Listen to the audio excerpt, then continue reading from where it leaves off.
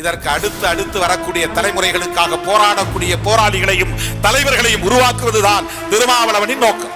அந்த புரிதலில் இருந்துதான் என் பயணம் மெல்ல மெல்ல அங்குலம் அங்குலமாக அடியெடுத்து வைக்கிற பயணமாக இருக்கிறதே தவிர நாளைக்கே முதல்வராக வேண்டும் என்று பதற்றப்படவோ நாளைக்கே பிரதமராக வேண்டும் என்று பதற்றப்படவோ நான் இந்த பொது வாழ்க்கைக்கு வரவில்லை.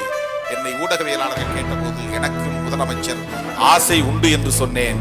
எனக்கும் முதலமைச்சர் ஆசை உண்டு என்றால் இந்த ஒடுக்கப்பட்டவர்களில் இருந்து ஒருவன் ஒரு நாள் முதல்வராக வேண்டும்.